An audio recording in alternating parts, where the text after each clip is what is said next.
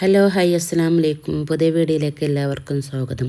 അപ്പോൾ ഇന്ന് എനിക്ക് പള്ളിയിൽ ഉസ്താദിന് ചിലവാണ് കേട്ടോ. അപ്പോൾ ഞാൻ ഉസ്താദിന് ചിലവുണ്ട്, പിന്നെ ചെറിയൊരു മൗലൂദ് ഓദിക്കാമെന്ന് വിചാരിച്ചു. അപ്പോൾ ഞാൻ ഉസ്താദിന് ഫുഡ് ഉണ്ടാക്കി കൊടുത്തത് ചെമ്മീൻ ബിരിയാണി, ചിക്കൻ പൊരിച്ചതും അടപ്പായസം.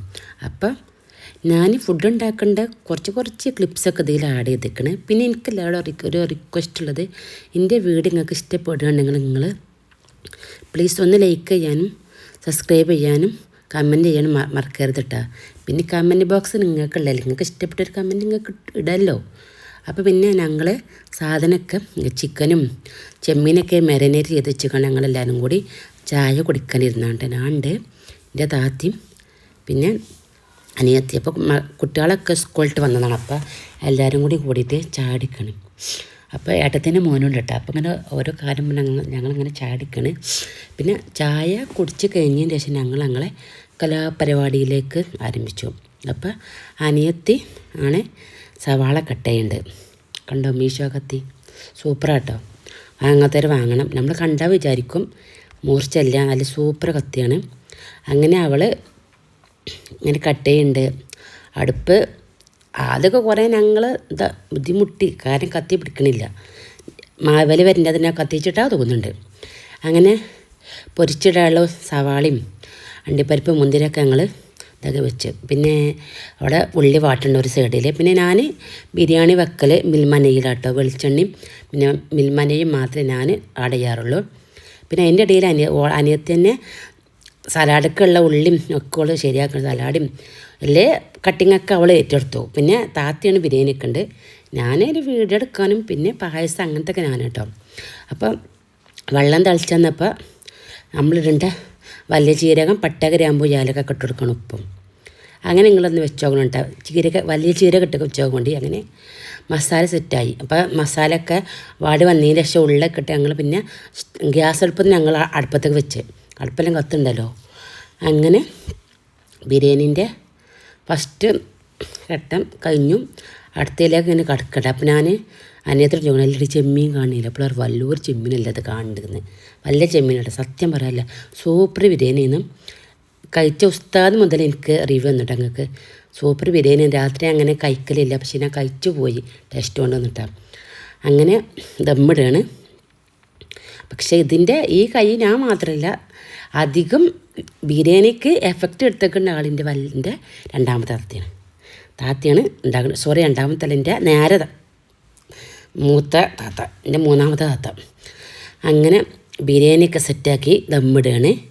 അപ്പോൾ ദമ്മിടുമ്പോൾ എല്ലാവർക്കും അറിയേണ്ട ഇക്കാരം ചപ്പ്, പിന്നെ നമ്മൾ പൊരിച്ച സവാള, പിന്നെ അണ്ടിപ്പരിപ്പ്, മുന്തിരി അതൊക്കെ ഇട്ടുകാണ്ട് ദമ്മ ചെയ്യുക. പിന്നെ മുകളിൽ നമ്മൾ മൂടിക്കാണ്ട് കണയിലിടും. പക്ഷെ എല്ലാവർക്കും അത് അറിയിക്കാറുണ്ട്, ഞാനൊന്ന് പറഞ്ഞു എന്നുള്ളൂ കേട്ടോ. പക്ഷേ ചില ആൾക്കാരിങ്ങനെ ലെയറായിട്ട് ഇടും. ഒരു ലെയറിൽ പിന്നെ റൈസ് ഇട്ടിട്ട് പിന്നെയും നമ്മൾ മസാല ഉണ്ടല്ലോ, ചെമ്മീൻ മസാല ഒക്കെ ഇട്ടുകൊണ്ട് അങ്ങനെ ചെയ്യുന്ന ആൾക്കും. പക്ഷെ ഇത് ഞങ്ങളങ്ങനെ ചെയ്തിട്ടില്ല, കാരണം ചെമ്മീൻ ബിരിയാണി നമുക്ക് മൊത്തം ഇളക്കിയാലും പ്രശ്നം വരില്ല. കാരണം നമ്മൾ വേറെ മീനൊക്കെ ഉണ്ടല്ലോ, ഐക്കൊറ, ആവില്ല, അങ്ങനെയൊക്കെ ഇങ്ങനെ മീൻ ബിരിയാണി വെക്കണമെന്നുണ്ടെങ്കിൽ ലെയറായിട്ട് ആയാൽ മീനുകൾ നമുക്ക് ഒടയാതെ കിട്ടും. അല്ലെങ്കിൽ മീൻ വേറും റൈസ് വേറെ, അങ്ങനെ അതിൽ കാണൂല. അപ്പോൾ ചെമ്മീൻ ബിരിയാണി നമുക്കിങ്ങനെ ചെയ്യാം, അതിന് കുഴപ്പമൊന്നുമില്ല കേട്ടോ. അപ്പം അങ്ങനെ ഞങ്ങൾ വെക്കുന്നത് വെച്ച് നോക്കൊണ്ടി സൂപ്പർ ടേസ്റ്റ് ചെയ്യാനും. അങ്ങനെ പിന്നെ മേലെ ഞങ്ങൾ ദമ്മയുണ്ട്, കണലിടുന്ന മുന്നേ നെയ്യനായിട്ട് ഒഴിച്ചു കൊടുക്കേണ്ട സ്പൂണിൽ മിൽമ നെയ്യനെയാണ് ഞാൻ 6 kg ഡാൽഡയും ഉപയോഗിക്കാറില്ല.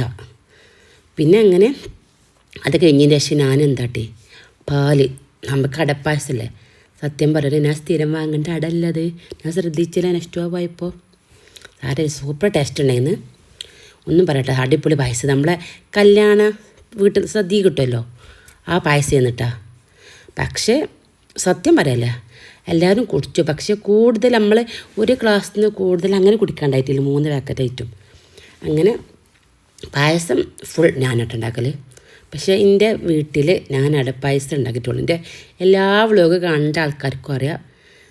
പക്ഷേ ഞാനൊരു പങ്കച്ചം പറഞ്ഞിട്ട് എൻ്റെ മക്കൾക്ക് ഇതാ ഇഷ്ടം. അപ്പം പിന്നെ മക്കളെ കഴിക്കാത്ത നമ്മളുണ്ടാക്കിയിട്ട് കാര്യമല്ലോ. അങ്ങനെ പായസമൊക്കെ സെറ്റായി. പിന്നെ ഞങ്ങൾ ചിക്കൻ പൊരിക്കുകയാണ്. അപ്പോൾ ഫുള്ള് ഞങ്ങൾ ഇന്ന് വിറകടുപ്പത്തിന് ഉണ്ടാക്കിയിരിക്കണം. മറ്റേത് ഞാൻ അധികം ചിക്കൻ പൊരിച്ചതും പായസമൊക്കെ ഞാൻ ഗ്യാസ് അടുപ്പിലാണ് ചെയ്യലട്ടോ. ഗ്യാസ് എന്താ പറയുക ചെറിയ സ്മെല്ലും ഉണ്ട്. പിന്നെ ഞാൻ വിചാരിച്ച് അടുപ്പം നല്ല കത്തിപ്പോവില്ല, അത് മതി. അങ്ങനെ ഉസ്താദന്മാരൊക്കെ വന്ന് മൗലൂദ് ചെല്ലുകയാണ് കേട്ടോ.